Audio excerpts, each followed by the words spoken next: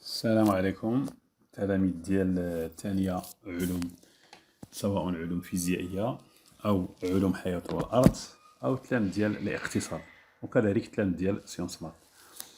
Alors, pour préparer votre premier contrôle, voici un exercice pour réviser la continuité, la première leçon, la continuité sur la continuité et les limites.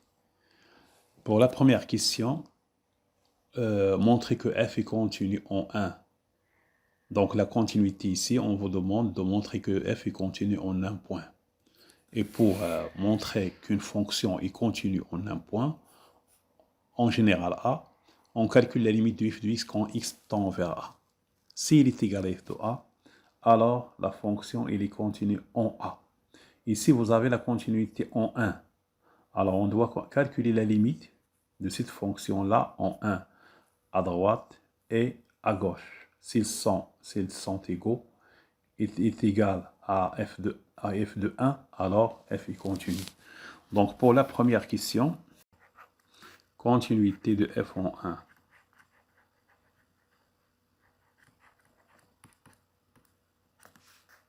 De f en 1. Alors la limite de cette fonction-là, de f de x, quand x tend vers 1, on travaille à droite avec la fonction x à la puissance 3 plus x carré plus x moins 5. Quand x tend vers 1, on trouve qu'il est égal à a moins 2. 1 à droite. f de 1, c'est la même chose, on trouve moins 2. Donc ils sont égaux. Donc cette fonction-là, elle est continue en 1 à droite. Et pour la continuité en 1 à gauche, on calcule les limites de f de x quand x tend vers 1 à gauche. On travaille par l'expression, la deuxième expression. C'est la limite de racine de 1 moins x plus de x moins 4 quand x tend vers 1 à gauche. 1 moins 1 c'est 0, 2 fois 1 c'est 2, moins 4 c'est moins 2. Alors on a la limite à droite, la limite à gauche égale la limite à droite en 1 égale l'image de 1. Donc f est continu. Donc f est continu en 1.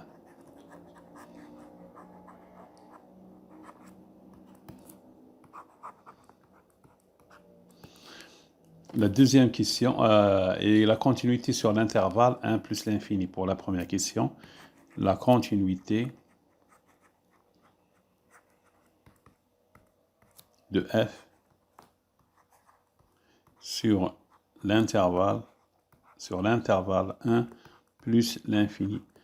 Alors, pour montrer qu'une fonction f est continue sur un intervalle, la définition dit que cette fonction doit être continue en tout point de cet intervalle-là.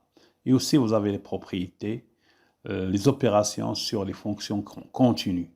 Alors ici, vous regardez ici que pour la fonction f, il y a deux fonctions. La fonction u qui a x donne racine de 1 moins x, et la fonction v qui a x donne 2x moins 4. Ces deux fonctions-là, est-ce qu'ils sont continues sur l'intervalle moins l'infini 1?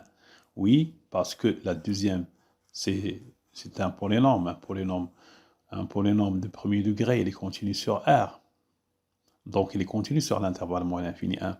Et la première, c'est la racine d'une fonction positive. 1 moins x, c'est une fonction qui est positive sur l'intervalle moins l'infini 1. Et continue, donc, sa racine, elle est continue. Donc, pour la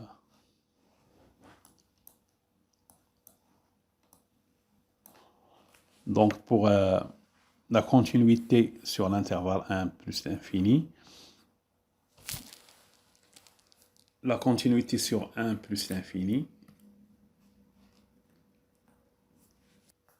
Donc, pour la continuité sur 1 plus l'infini, on a sur 1 plus l'infini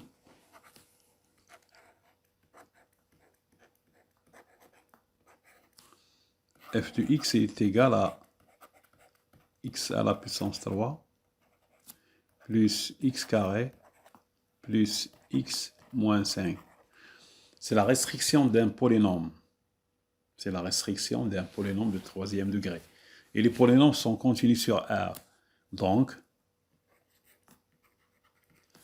f est continu sur tout intervalle de R.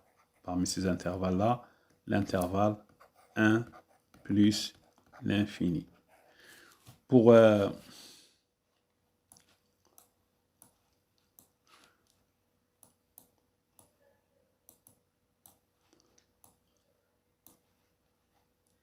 la deuxième question, B, montrer que f est continu sur R.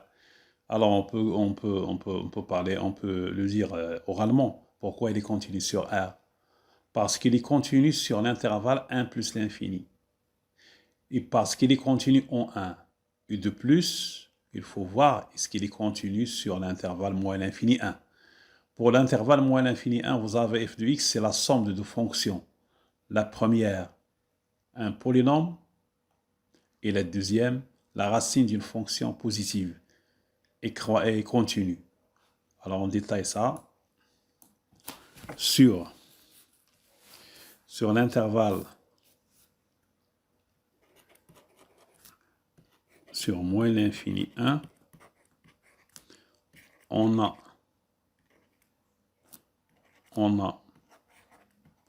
f de x, elle est égale la racine de 1 moins x plus la racine de 1 moins x plus 2x moins 4. Plus 2x moins 4. La fonction u qui a x donne racine de 1 moins x est continue sur moins l'infini 1, parce que là, c'est la racine d'une fonction positive et strictement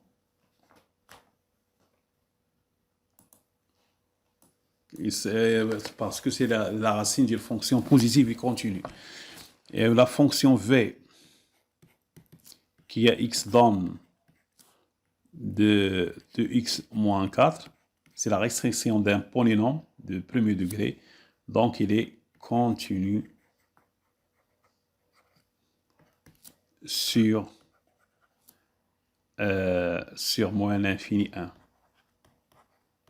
Donc, f est la somme, donc f est la somme donc, de deux fonctions continues, donc il est continu sur moins l'infini 1. Conclusion. Puisque f est continu sur 1 plus l'infini, puisque f est continu en 1, et puisque l'on continue sur moins l'infini 1, alors f est continu sur R.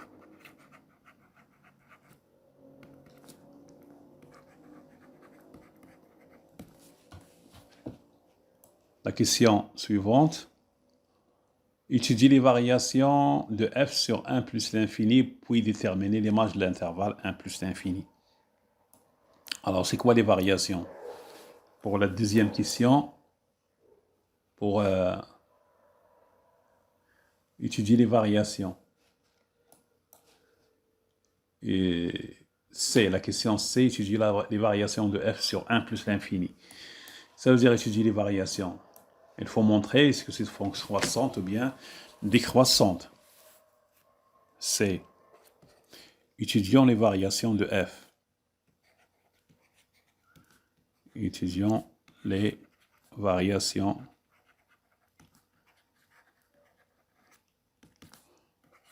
de f sur l'intervalle 1 plus l'infini. Alors, sur l'intervalle plus l'infini, quel que soit x appartenant à 1 plus l'infini, on a f de x, elle est égale à x à la puissance 3 plus x carré plus x moins 5. Cette fonction, elle est dérivable sur R. Et sa dérivée, c'est f' du x. Il est égal à 3x carré plus 2x plus 1. Cette fonction-là, un polynôme de deuxième degré, on calcule le delta. On trouve que delta, c'est 2 au carré, moins 4 fois 3, il est égal à 4 moins 12, il est égal à moins 8, il est négatif. Donc cette fonction-là, elle est strictement, elle est positive sur R. Puisqu'on va étudier la monotonie sur 1 plus l'infini, on peut dire que il est positif directement, sans calculer de delta. On peut, comme on marque, on peut dire que x carré est positif, 3 il est positif, 2 positif, x il est positif. Alors la somme ici, elle est positive, elle est strictement positive. Donc f est strictement 60. Strictement croissante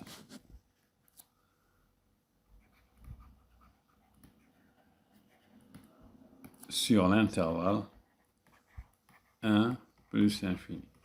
Et puisque f est continu sur cet intervalle-là, alors l'image